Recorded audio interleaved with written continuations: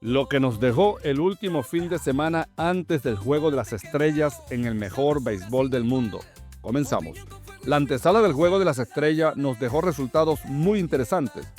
Haremos un resumen con lo mejor desde el viernes hasta el domingo. La serie que se llevó todos los flash fue Cachorros de Chicago y Yankees de Nueva York, que se inclinó a favor de los Ocesnos a pesar de perder el viernes por paliza de 11-0, donde Cody Bellinger fue sencillamente fenomenal. Un excachorro no dio uno ni dos, sino 3 cuadrangulares para guiar la paliza que dieron los bombarderos del Bronx a los de la Ciudad de los Vientos, que esta vez sopló a favor de los Yankees. Bellinger batió de 5-3 con 6 impulsadas y 3 anotadas. El sábado y domingo la cosa fue diferente y el picheo de Chicago se impuso, además de un bateo oportuno. Los Cachorros se mantienen en la cima del centro de la Nacional a pesar de lo que hizo Milwaukee. Los Marineros de Seattle barrieron de visitantes a los Tigres de Detroit, fabricando 35 carreras por 14 recibidas. Lo impresionante fue la cantidad de carreras producida por los Marineros. Sabemos que es un equipo con muy buen staff de picheo, pero limitada artillería. Hasta ahora, toda la carga productiva la ha llevado Cal Raleigh. Sin embargo, el despertar de Julio Rodríguez y Andy Arozarena contribuyeron a la causa de los de Seattle. Cerveceros de Milwaukee sigue al acecho de los Cachorros de Chicago al llevarse la serie de 4 ante Washington por barrida y ponerse a un juego de los Ocesnos. Milwaukee viene desbocado hacia el primer lugar. Veremos si sigue con el empuje en la segunda mitad. Cardenales de San Luis y Bravos de Atlanta se hicieron daño mutuamente. Atlanta ganó 2-3 en San Luis y perjudicó a los Cardenales, que se alejaron a 6.5 de la punta, mientras los Bravos están muy lejos, siquiera para pelear por el comodín.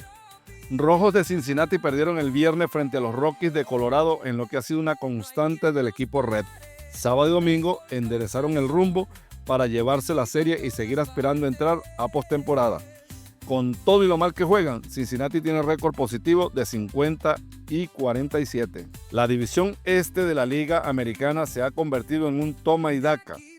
Toronto desplazó a los Yankees del primer lugar, que mantiene con 2 juegos de diferencia ante los Mulos. Medias Rojas de Boston se agigantó ante los Tampa Bay Rays y le ganó los 4 disputados en Fenway, para mandarlos al cuarto lugar después de estar a 1.5 de la cima antes de enfrentar a los Medias Rojas.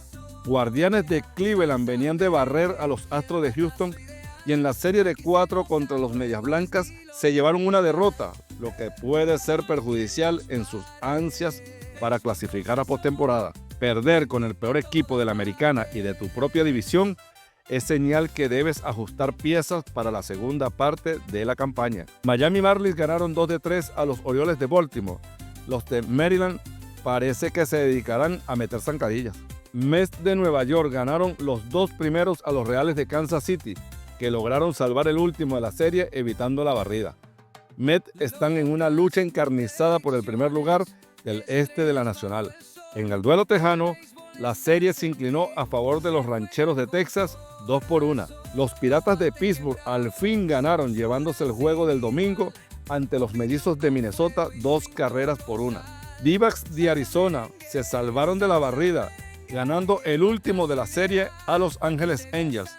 Arizona parece que está entregándose esta temporada y estas derrotas aumentan los rumores de cambio de peloteros claves, como es el caso del venezolano Eugenio Suárez. Filadelfia recuperó el sitial de honor al imponerse a los Padres de San Diego el domingo para mantenerse en pie de lucha con los Mets de Nueva York. Con tantos intercambios entre estos dos equipos y con lo lejos que está el resto, parece que será una lucha hasta el final de temporada. Azulejos de Toronto corrieron con la misma suerte de Yankees al perder 2-3 ante los Atléticos de Sacramento y desaprovecharon la oportunidad de ampliar la ventaja. Ahora, no solo siguen a 2 juegos de los Yankees, sino que Boston se acercó peligrosamente a 3 de diferencia.